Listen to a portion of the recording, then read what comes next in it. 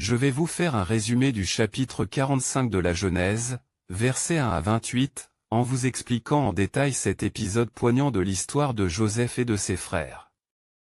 Joseph, fils de Jacob, avait été vendu comme esclave par ses propres frères, jaloux de lui. Après de nombreuses épreuves, il était devenu gouverneur d'Égypte, deuxième après Pharaon, grâce à l'intelligence que Dieu lui avait donnée pour interpréter les rêves. Une grande famine sévissait sur la région, et ses frères, sans savoir qu'il était encore en vie, étaient venus en Égypte chercher de la nourriture. Joseph les avait mis à l'épreuve à plusieurs reprises, sans encore leur révéler son identité. Mais voilà qu'arrive le moment décisif. Joseph, voyant que ses frères ont changé et qu'ils sont prêts à se sacrifier pour Benjamin, ne peut plus se contenir. Son cœur est bouleversé. Il ordonne à tous ses serviteurs de quitter la pièce, car il veut être seul avec ses frères pour leur révéler la vérité.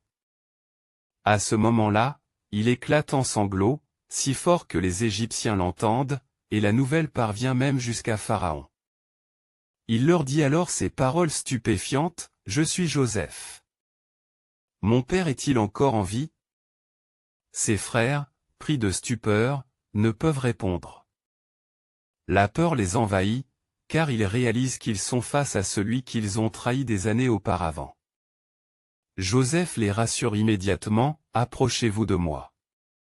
Je suis Joseph, votre frère, celui que vous avez vendu en Égypte.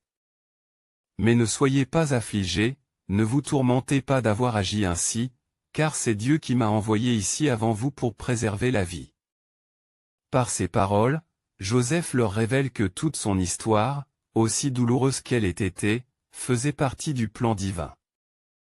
Il leur explique que la famine durera encore 5 ans et que Dieu l'a placé en position de pouvoir pour sauver leur famille et bien d'autres peuples. Dans un geste de pardon et d'amour, il leur dit, « Ce n'est donc pas vous qui m'avez envoyé ici, mais Dieu. Il m'a établi père pour Pharaon, maître de toute sa maison et gouverneur de toute l'Égypte. » Puis il les invite à aller chercher leur père Jacob et à venir s'installer en Égypte, à Goshen, où ils seront à l'abri du besoin. Il tombe alors au cou de Benjamin, son frère cadet, et pleure. Benjamin pleure aussi. Puis il embrasse chacun de ses frères, en pleurant avec eux. Ce moment marque la réconciliation. La haine et la jalousie du passé sont effacées par l'amour et la miséricorde. Lorsque Pharaon apprend que les frères de Joseph sont arrivés, il est heureux et leur offre des richesses pour faciliter leur voyage. Joseph leur donne des vêtements et des présents, envoyant à son père des charrettes chargées de provisions. Il leur dit, « Ne vous querellez pas en chemin. » Ainsi, les frères retournent auprès de Jacob en Canaan et lui annoncent la nouvelle incroyable, Joseph est encore en vie, et il est gouverneur de toute l'Égypte. Jacob, d'abord incrédule, finit par croire en voyant tout ce que Joseph leur a envoyé.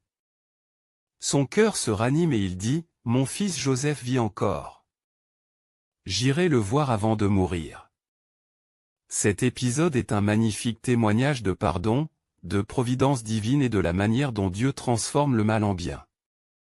Il nous enseigne que, même dans l'épreuve, Dieu a un plan et que le pardon est toujours possible, même après les plus grandes trahisons.